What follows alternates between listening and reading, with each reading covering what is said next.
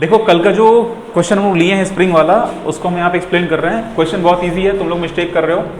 करना क्या है, पूरा स्प्रिंग जो दिया हुआ था उसकी लंबाई 300 मीटर है और उसका स्प्रिंग कांस्टेंट 100 है ना, या 10 है स्प्रिंग कांस्टेंट, ठीक है 100 न्यूटन पर मीटर। कल हमसे लेक्चर में मीटर स्क्वायर हो गया था, लेकिन मीटर होता है। अगर कभी भी डाउट हो जाए तो हमेशा इसको F इज इक्वल टू के एक्स से वेरीफाई करो। F की वैल्यू न्यूटन होती है, इसकी मीटर होती है, तो इसकी वैल्यू न्यूटन पर मीटर होगी, ठीक है। अब हम लोग इसको ना 10 हिस्सों में बराबर हिस्सों में कट कर रहे हैं, 10 इक्वल पार्ट्स, ठीक है। तो सबकी लंबाई कितनी हो जाएगी, 30 मीटर, 30 30 30 30, तो सबकी लंबाई 30 मीटर हो जाएगी, 30 मीटर हो जाएगी सबकी लंबाई। तो जो फार्मूला बनेगा हर स्प्रिंग का, मतलब के जो जो कल लिखवाए थे ऐसे फार्मूले, तो हर पार्ट का जो नया के डैश बनेगा वो बनेगा टोटल लेंथ, मतलब जो ओरिजिनल लेंथ था, डिवाइड बाय न्यू लेंथ। उस पार्ट का न्यू लेंथ कितना है, 30 है, और के डालना पड़ेगा जो पुराना वाला के था 100। तो ये तुम्हारा आएगा, देखो ये 0 से ये 0 काट दो, और कितना सिंपल काटोगे, 3 से इसको काट दो, 10 आया, 10 में से मल्टीप्लाई कर दो, 1000 न्यूटन पर मीटर स्क्वायर, ये स्प्रिंग कांस्टेंट, सॉरी न्यूटन पर मीटर, ये स्प्रिंग कांस्टेंट आ गया। अब जब ये स्प्रिंग कांस्टेंट हम लोग, ये छोटा सा सिंगल स्प्रिंग है, अब हम लोग क्या किए हैं, कंडीशन डाले हैं, नया स्प्रिंग बनाने के बाद उसकी असेंबली बनानी है। असेंबली में हम लोग 10 स्प्रिंग को ऐसे पैरेलल में जोड़ देंगे, ठीक है। तो जब पैरेलल में स्प्रिंग को जोड़ेंगे तो उस कंडीशन में जो नया के निकलेगा, के डबल डैश, वो सारे के को एक साथ जोड़ देंगे। मतलब के डैश प्लस के डैश कितनी बार जुड़ेगा, 10 टाइम्स जुड़ेगा, तो ये आ जाएगा 10 के डैश। तो मतलब 10 इंटू ये 1000, तो हो जाएगा 10,000। तो 10,000 आपका फाइनल आंसर होगा इस असेंबली का, ठीक। अब इस पे हम लोग एक और क्वेश्चन करते हैं।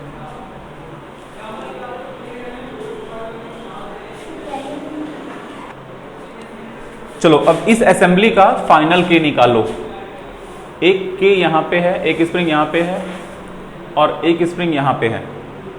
इस स्प्रिंग के लिए जो के है इसकी वैल्यू 2 न्यूटन पर मीटर है, इसकी वैल्यू भी 2 न्यूटन पर मीटर है, दोनों के लिए 2 न्यूटन पर मीटर है।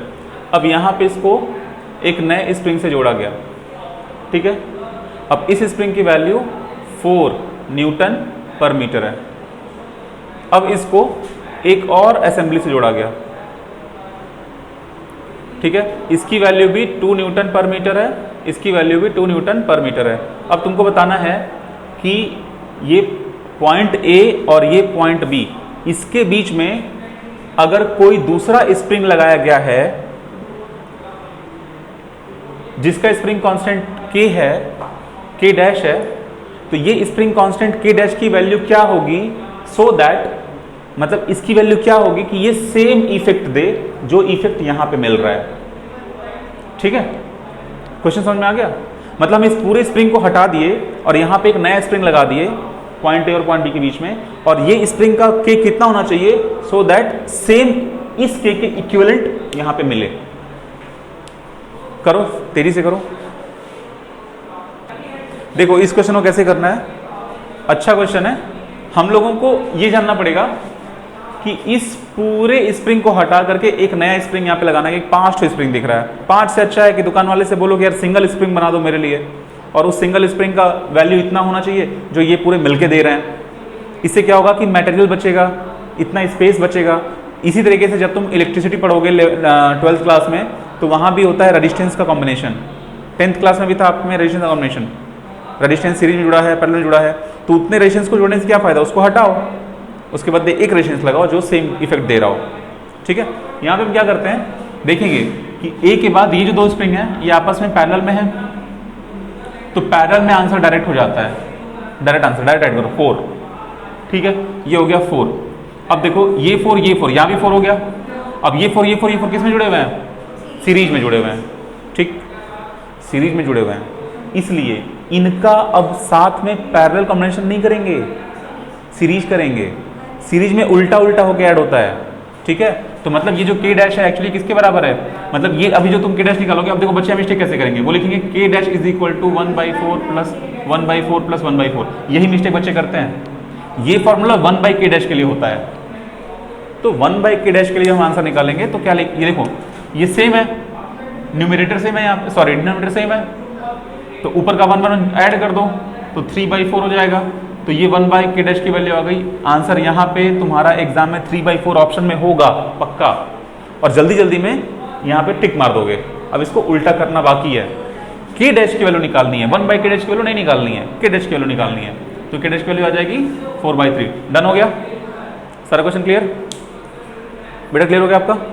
अब देखो हम लोग एक और असेंबली लेते हैं, उसका क्वेश्चन ट्राई करो।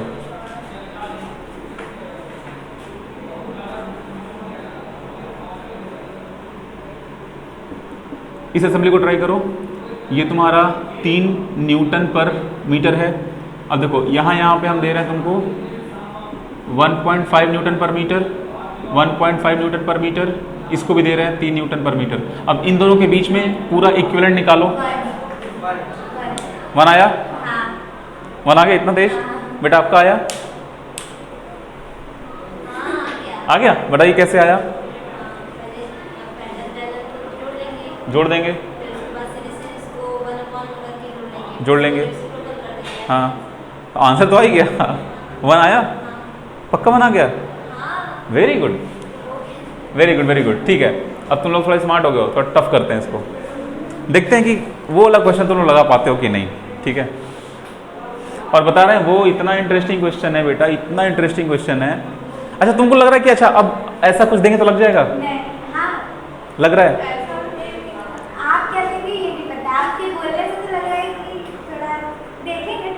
अब हम एक ऐसा क्वेश्चन देने वाले हैं जिसके लिए पूरा हिंदुस्तान दीवाना है, पता है? ऐसा क्वेश्चन है वो। आईआईटी का हर बच्चा उस क्वेश्चन को करता है, आईआईटी नीट का हर बच्चा उस क्वेश्चन को करता है। और वो क्वेश्चन आपके एकेडमिक्स में नहीं कराया जाता, सिर्फ एंट्रेंस एग्जाम के दौरान ही कराया जाता है वो क्वेश्चन। ठीक है, करके देखते हैं वो कैसा क्वेश्चन है। जबरदस्त क्वेश्चन है। देखो एक काम करना है हम लोगों को कि तुम लोगों को वो क्वेश्चन पता होगा। अगर तुम लोग 10th क्लास में फाउंडेशन आईआईटी की हो, तुम लोग 10th क्लास में नहीं की हो तब नहीं पता होगा। ठीक है, रेजिस्टेंस को हम लोग वैसे जोड़ के देखते हैं, तो अब इसको भी जोड़ के देखते हैं कि क्या हो रहा है। ठीक है चलो देखते हैं। हाँ ये क्वेश्चन टफ हो ही जाएगा तुम लोगों के लिए, हम जानते हैं, इसलिए अभी छोड़ दो।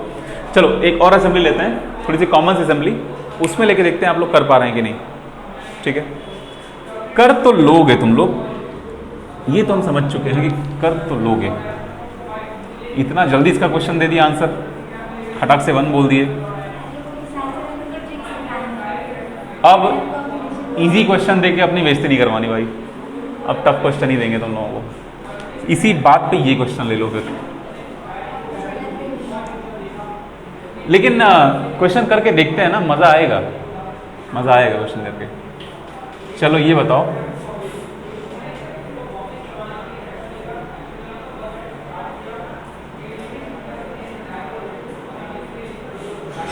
देखो यहां से यहां तक रस्सी है और इस स्प्रिंग में, मतलब यहां जो स्प्रिंग है यहां पे ये मास है, ये 2 kg का मास है, ये मास लटका हुआ है हवा में। आपको बताना है कि रस्सी में टेंशन कितना है और इसमें स्प्रिंग फोर्स कितना है। आप जी की वैल्यू 10 लेंगे।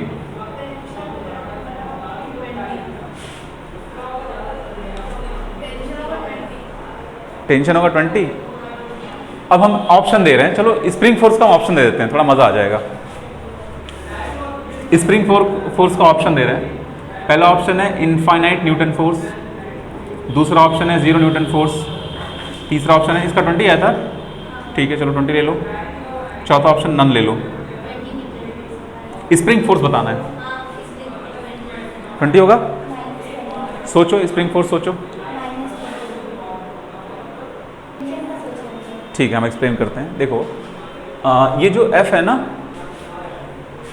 यहाँ पर स्प्रिंग फोर्स जो लिखा हुआ है, देखो इस स्प्रिंग फोर्स को अगर हम मतलब इसके हिसाब से देखें, टेंशन के हिसाब से देखें यहाँ पे, तो यहाँ पर अगर हम FBD बनाएंगे, फ्री बॉडी डायग्राम, तो आपको पता है ना कि ये पुली से अवे बनेगा और यहाँ पुली से अवे बनेगा और ये ज़मीन से अवे बनेगा, और यहाँ पे जो स्प्रिंग फोर्स है ये ऊपर लगेगा स्प्रिंग फोर्स। तो देखिए ये ऑब्जेक्ट कहीं हिल डुल नहीं रहा है, कहीं हिल डुल नहीं रहा है, तो इसका मतलब ये स्टेशनरी है। तो इसका मतलब जो यहाँ पे वेट है जो कि 2 × 10 है mg, वो 20 है, वेट तो नीचे है तो स्प्रिंग फोर्स ऊपर है। अब बात को समझो, अगर तुमसे सिर्फ पूछते हैं स्प्रिंग फोर्स बताओ, नहीं, स्प्रिंग फोर्स अगर हम पूछे तो तुम लोगों से हम ये नहीं बोले ना कि स्प्रिंग फोर्स का मैग्नीट्यूड बताओ, तो -20 बोलना जरूरी है। अगर हम तुमसे ये बोलते हैं कि स्प्रिंग फोर्स का मैग्नीट्यूड बताओ तब तो 20, लेकिन अगर हम बोलते हैं स्प्रिंग फोर्स बताओ तो उसमें -20 बोलना पड़ेगा। तो इसका आंसर नन होगा क्योंकि -20 है। मतलब ये मिस्टेक हो सकता है बच्चों से, राइट। अब चलो एक और क्वेश्चन करते हैं स्प्रिंग के कॉम्बिनेशन पे। टेंशन भी 20 होगा, टेंशन भी तो 20 होगा। आखिर अगर स्प्रिंग फोर्स 20 है तो फिर उतना ही फोर्स नीचे लग रहा है, तो रस्सी भी तो उतना ही संभालेगी, टेंशन भी 20 ही होगा, ठीक है। अब अगर तुझसे हम ये पूछ दें कि इस पुली पर कितना टेंशन फोर्स लग रहा है, पुली पर कितना फोर्स लग रहा है, पुली पर कितना फोर्स लग रहा है। चलो पुली छोड़ो, तुमसे पूछ देते हैं यहां पे जो रस्सी लगी है इस रस्सी पे कितना फोर्स लग रहा है। तुम पुली पर ही फोर्स बता सकते हो, पहले बताओ पुली पे कितना फोर्स लग रहा है। सोचो, इस क्लास से आंसर आता है और आंसर आएगा पुली पर कितना फोर्स लग रहा है इस कंडीशन में। तुम लोग ना कुछ कुछ बातें फटाक से आंसर, इतना बेइज्जती की इस क्वेश्चन का तुम लोग, इसी का बदला लिए ये पुली क्वेश्चन पूछ के। ये फटाफट आंसर दे दिए तुम लोग 1, उसके आंसर में तुम लोग 0 बोल रहे हो। मतलब 1 से छोटा बोलना है क्या 0? देखो इस क्वेश्चन में तुम लोग ये समझो, कभी कभी फ्री बॉडी डायग्राम बनाना अच्छा होता है। तो अगर तुम पुली का फ्री बॉडी डायग्राम बनाते हो, पुली पर कितना फोर्स लग रहा है, ठीक है, पुली पर कितना फोर्स लग रहा है, तो देखो पुली के इस साइड टी नीचे लग रहा है, पुली के इस साइड भी टी नीचे लग रहा है, 2T लग रहा है, 40 लग रहा है पुली पे, समझे? अच्छा अब देखो, तुम लोगों से अगर हम ये क्वेश्चन पूछें, पुली को ऐसा ना करके ऐसा कर दें, ये हो गया, यहाँ पे दीवार हो गई, इस दीवार से पुली यहाँ से ऐसे अटकी हुई है, ये एंगल 45 डिग्री है, रॉड लगा हुआ है, चलो यहाँ पे लगा हुआ है 2 न्यूटन, ठीक है, जी किलो 10 ले लो। अब पुली पर कितना फोर्स लग रहा है, अब कैसे बताओगे पुली पे कितना फोर्स लग रहा है? सोचो, 20 आ रहा है आंसर। चलो देखते हैं। जब हम इस क्वेश्चन को मेरे टाइम में लिए थे ना, एक्चुअली ये क्वेश्चन IIT में या AIEEE में पहले पूछ चुका है, ठीक है। हम 11th क्लास में इस क्वेश्चन को लिए, सॉल्व करने लगे, तो हम सोचे इस पे 0 लगेगा, मेरे हिसाब से सोचे। लेकिन फिर जब एक्सप्लेनेशन देखे ना, हम बोले यार कितने गधे हैं हम। तुम लोग तो 0 भी नहीं बोले हो। देखो क्या करना है, एकदम आसान तरीका है इसका, समझो बात को। ये इसको मान लो ये 2 kg है, मास का है 2 kg, तो यहाँ पे जो वेट लगेगा ये हो जाएगा 2 × 10 मतलब 20 kg, सॉरी 20 न्यूटन। 20 न्यूटन का वेट यहाँ लग रहा है, तो अब यहाँ टेंशन T होगा, यहाँ टेंशन T होगा, यहाँ टेंशन T होगा। फ्री बॉडी डायग्राम का कहीं ना कहीं तो इस्तेमाल करना चाहिए लाइफ में। पुली पर पूछा गया है, तो पुली पर एक फोर्स इधर लग रहा है और एक फोर्स इधर लग रहा है, T और T, बस 2 फोर्सेज हैं, दोनों परपेंडिकुलर हैं, तो T√2 होगा इसका रिजल्टेंट, जो नीचे की तरफ होगा T√2। क्यों? क्योंकि दोनों परपेंडिकुलर, इसीलिए 45 दिए थे हम, राइट। आप लोगों को हम समझाए हैं कि जब 2 फोर्सेज इक्वल हों और 90 पे हों तो उसका रिजल्टेंट होता है √2 टाइम्स, ठीक है। तो एक्चुअली हम स्प्रिंग करा रहे थे, अगर तुम लोग इस क्वेश्चन की बेइज्जती नहीं की होते तो हम तुम लोगों को ये क्वेश्चन नहीं दिए होते। अब एक इसमें क्वेश्चन देंगे और उस क्वेश्चन को तुम लोगों को नहीं सॉल्व करना है, ठीक है। थोड़ा टीचर के क्वेश्चन का इज्जत करो। अब ये क्वेश्चन करो। हाँ एक चीज़ देखो, बहुत इंपॉर्टेंट बात है, जैसे लोग घर में बोलते हैं ना कि बड़ों की बात का जवाब नहीं देना चाहिए, तो अगर क्वेश्चन ना आए तो सर से यही बोलना कि सर बड़ों की बात का जवाब नहीं देना चाहिए। क्वेश्चन ले लो। क्वेश्चन ये है कि हम यहाँ से एक स्प्रिंग दे रहे हैं ऐसे, देखो इस स्प्रिंग को ध्यान से देखना। अब यहाँ से एक स्प्रिंग दे रहे हैं ऐसे, अब हम यहाँ से एक स्प्रिंग दे रहे हैं ऐसे, ठीक, इसको ऐसे कनेक्ट कर दिए, यहाँ से एक स्प्रिंग दे रहे हैं ऐसे, और एक स्प्रिंग यहाँ पे लगा दिए, एक स्प्रिंग यहाँ पे लगा दिए, ठीक है, और यहाँ पर एक स्प्रिंग लगा दिए ऐसे, इनको कनेक्ट कर दिए, यहाँ पे एक ऐसे मास लगा दिए, ये मास अपना नीचे जा रहा है या कुछ भी कर रहा है, ये कोई मैटर नहीं है। अब तुम लोगों को, चलो इसको आपस में जोड़ के यहाँ पे ऐसे कर दिए, तुम लोगों को ये बताना है कि यहाँ से यहाँ तक के बीच में, यहाँ से यहाँ तक के बीच में, ध्यान देना, फाइनल स्प्रिंग कांस्टेंट कितना होगा। ये एक spring, 2 spring, 3 4 5 spring, 6 7 spring, 7 spring लगी हुई हैं, और तुम लोगों को बताना है सारे के सारे 2 हैं, सारे 2, 2 न्यूटन पर मीटर, 2 2 2 2 एवरीवन। तुम लोगों को बताना है इसका रिजल्टेंट स्प्रिंग कांस्टेंट कितना होगा इस असेंबली का, रिजल्टेंट या फिर equivalent spring constant. Equivalent spring constant बताओ बेटा। इस क्वेश्चन में एक चीज और अज्यूम कर लो, सारे स्प्रिंग के जो लेंथ हैं वो सेम है, ठीक है, मतलब स्ट्रेच होने से पहले, जब असेंबली बनाई गई थी, स्ट्रेच होने से पहले सबके लेंथ बराबर हैं। बताओ आंसर। देखो क्वेश्चन इंटरेस्टिंग है, हमको पता है तुम लोग घबराए हुए हो, 2 2 कर रहे हो। 4 होगा, 4 होगा। ऑप्शन दें हम, चलो देखते हैं, ठीक है चलो। पहला ऑप्शन 4, दूसरा ऑप्शन 2 ले लो, बार बार 2 बोल रहे हो, तीसरा ऑप्शन 0, चौथा ऑप्शन 2/4। इसमें से तुम लोगों को सोचना है 4 2 0 2/4 ऑप्शन क्या होगा। चलो हम गेम खेलें, हमारा क्या है फकीर आदमी है, क्वेश्चन देंगे और परेशान कर देंगे। हाँ लास्ट वाला नहीं होगा। अच्छा अंदर से आ रहा है, वो जो अंदर से आता है बहुत खतरनाक होता है भाई, वो सही ऑप्शन कोई कहता है ये नहीं होगा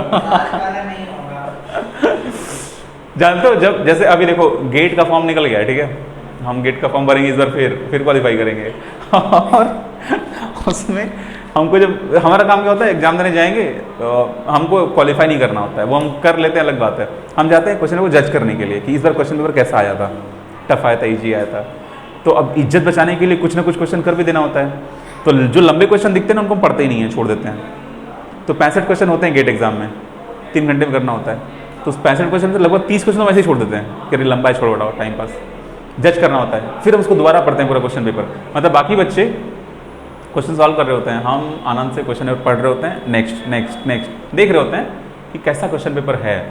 2-3 राउंड पढ़ते हैं क्वेश्चन पेपर, फिर लगता है कि चाहिए तो इसको मार दो, मतलब कुछ कुछ उसमें डायरेक्ट आंसर होते हैं, समझ में आ रहे होते हैं कि हाँ इसका तो ये होगा, इसका तो ये होगा, थोड़ा सॉल्व कर देते हैं, इज्जत बच जाती है, क्वालिफाई कर लेते हैं, और उसके बाद जब बाहर आते हैं तो फटाफट माइक में यूट्यूब में बोल देते हैं कि ये क्वेश्चन ईजी था, ये था, वो था, इसका आंसर ये था, उसका आंसर ये था, और आंसर सारा कर देते हैं बाहर आने के बाद, खट खट खट खट खट खट सारा आंसर, पूरा 65 क्वेश्चन एक्सप्लेन। तो देखो तुम लोगों को इसमें मजा इस बात के लिए आ रहा है, कुछ बच्चे सोच रहे हैं कि यार ये नीचे जा रहा है तो मतलब तो सिर्फ इसी स्प्रिंग का होगा, ये स्प्रिंग तो दब नहीं रही है, तो इस स्प्रिंग पर तो असर पड़ेगा नहीं, राइट। तो तुम लोग सही सोच रहे हो, क्योंकि ये ऑब्जेक्ट नीचे आ रहा है, इनका क्या है, ये थोड़ी ना डिस्टर्ब कर रहे हैं, ठीक है, ये डिस्टर्ब नहीं कर रहे हैं, ये तब डिस्टर्ब करेंगे जब इधर खींचोगे, तब डिस्टर्ब करेंगे ये, समझ गए। तो जिन बच्चों का आंसर 2 आ रहा है, देखो कैसे 2 आ रहा है, ये 2 था, ये 2 था, ये 2 था, ये 2 था, अब तुम इनको निगलेक्ट कर सकते हो, ये तो वैसे भी यहाँ बंधा नहीं है, बंधा नहीं, तो वैसे हवा में झूल रहा है, लटक रहा है, ऐसे लटक जाएगा, और इसका कोई मतलब नहीं है। तो 2 2 4 हो गया, 2 2 4 हो गया, 4 और 4 1/4। देखो सुनो, ये 2 2 4 नहीं होगा क्योंकि ये सीरीज में है, तो 2 और 2 का 1 करके निकालेंगे, ठीक है, 1/2 1/2 1/2 सॉरी, इस 2 और इस 2 को सीरीज में जोड़ोगे, आंसर आ जाएगा इसका आधा, और इस 2 और 2 को सीरीज में जोड़ोगे, आंसर आएगा आधा, तो 1 हो गया, 1 हो गया, फिर पैरेलल कर दो, 2 हो गया।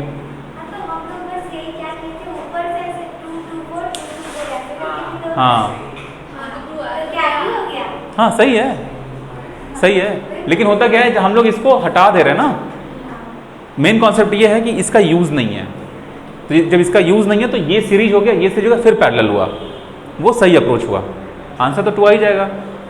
देखो भैया कॉन्सेप्ट का क्या रोल है बताते हैं, 2 × 2 का आंसर भी 4 आता है, और 2 + 2 का आंसर भी 4 आता है, तो कॉन्सेप्ट में क्लियरिटी होना चाहिए, पता नहीं चल रहा।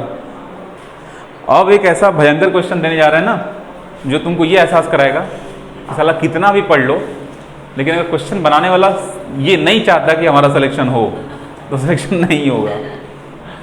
ठीक है, चलो बनाते हैं क्वेश्चन बढ़िया। ये क्वेश्चन पूछा हुआ है ऑलरेडी, जो बच्चे तैयारी कर चुके होते हैं आईआईटी का वो जानते हैं ये क्वेश्चन पूछा हुआ है। ठीक है, चलो क्वेश्चन देखते हैं। अब स्प्रिंग को हम तिरछा कर देते हैं बेटा, तिरछा कर दिए, लो मजा आओ। ठीक है, ये स्प्रिंग हो चुकी है अब तिरछी, और ये एंगल हम दे दिए 120 डिग्री। यहाँ पे हम एक लटका दिए हैं मास। अब हम चाहते हैं, देखो जैसे ही मास लटका है मास नीचे आ जाएगा, तो अगर हम यहाँ पे कोई और स्प्रिंग लगाते, इनको हटा करके सिंगल स्प्रिंग, तो उससे मास नीचे आता। तो ये दोनों कितना के प्रोड्यूस कर रहे हैं साथ मिल करके, के की वैल्यू इक्विवेलेंट के इनका निकालना है, ताकि जो सिंगल स्प्रिंग लगाएं वो भी सेम इफेक्ट दे। तो इसका इक्विवेलेंट के कैसे निकालेंगे, क्या चीज? हाँ, इसका फोर्स लिख लो। देखो इसके के की वैल्यू है तुम्हारी 2 न्यूटन पर मीटर, इसके के की वैल्यू है 2 न्यूटन पर मीटर, और इसका जो मास है वो है 2 kg। जी की वैल्यू तुम ले लेना 10। और अब करके देखो कि क्या सीन है। चलो हम बताते हैं इस क्वेश्चन के बारे में, बस थोड़ा सा हिंट देंगे, क्वेश्चन नहीं बताएंगे। मेरा काम है आप लोगों को समस्या से बाहर निकालना, डायरेक्ट मतलब सॉल्यूशन देना बेकार चीज़ है। सोचो खुद से, एक हिंट समझो। अगर ये ऑब्जेक्ट x नीचे आता है तो ये जो स्प्रिंग है वो कितना लंबी बनेगी? नहीं, x लंबी नहीं बनेगी। नया देखो, नया क्या होगा, ये स्प्रिंग ऐसे हो जाएगी और ये स्प्रिंग ऐसे हो जाएगी। ठीक, राइट। तो इसको तुम थोड़ा सा कम मानो। तो देखो ये स्प्रिंग की इतनी लंबाई बढ़ी है और इस स्प्रिंग की इतनी लंबाई बढ़ी है। एक कॉन्सेप्ट ये हो गया।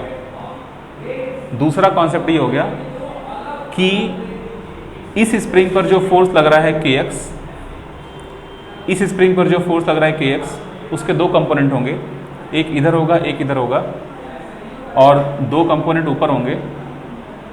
तो अगर ये एंगल 60 है तो ये हो जाएगा kx cos 60, और kx cos 60 दो बार, तो यहाँ पे 2kx cos 60 हो जाएगा, और यहाँ पे आपका वेट बैलेंस हो जाएगा उससे, ये दोनों कैंसिल हो जाएगा। अब हम चाहते हैं कि हमको सेम इफेक्ट मिले, एक ऐसा स्प्रिंग बना करके उससे मास लटका करके। अब इतना हिंट काफ़ी है, तुम लोग पूरा सोच डालना आज कि नया स्प्रिंग कैसे लगाएंगे और उसका इक्विवेलेंट क्या होगा। आज सोचना, ठीक है, कम से कम आधे घंटे सोचना इस सवाल पर। चलो अगला क्वेश्चन लेते हैं। चलो अब एक क्वेश्चन और देते हैं, उस क्वेश्चन को तुम लोग करके देखो, मतलब होमवर्क में ले लो, घर से करके लाना है। इस क्वेश्चन पे आपको सोचना है। ये क्वेश्चन हो गया तो बहुत अच्छी बात है। स्मूथ कॉन्सेप्ट अगर समझ में आ गया तो ये क्वेश्चन हो जाएगा, अगर उलझे रहोगे तो ये क्वेश्चन नहीं होगा। बार बार शुरू से सोचना, ठीक है, जब थोड़ा सोचो फंस जाओ फिर शुरू से सोचना। हम तो ऐसा ही करते थे, जब क्वेश्चन कर रहे हैं मान लो काफ़ी अंदर सोचते सोचते काफ़ी अंदर चले गए, नहीं समझ में आ रहा कहाँ जा रहे हैं, बंद सोचना, फिर से सोचो, ठीक है। और देखो एक क्वेश्चन ले लो, एक बड़ा सा स्प्रिंग है, इसका लेंथ 500 मीटर है, इसका स्प्रिंग कांस्टेंट 1000 न्यूटन पर मीटर है। इस स्प्रिंग को 10 हिस्सों में 10 इक्वल पार्ट्स में कट किया गया। रिकॉर्डिंग ऑन है, ठीक है, 10 इक्वल पार्ट्स में कट किया गया। अब देखो 5 पार्ट्स को पैरेलल, फिर उसके बाद उसके साथ सीरीज में बाकी 5 पार्ट्स को लटका दिया गया। तो अब ये 5 पार्ट भी लटके हुए हैं और ये 5 पार्ट भी लटके हुए हैं। हाँ, फिर नीचे डाल के पैरेलल लटके दोनों को सीरीज में कर दिए। ये 5 पैरेलल हो गए, ये 5 पैरेलल हो गए, इनको आपस में सीरीज में कर दिए। अब इसका तुमको रिजल्टेंट के बताना है, के इक्विवेलेंट बताना है। सवाल को ठीक समझ लो और कल इसका आंसर आप लोग बताएंगे। इसका तो आंसर मैंडेटरी है इस वाले का, बता देना, उसका सोच के आना कैसे लगेगा।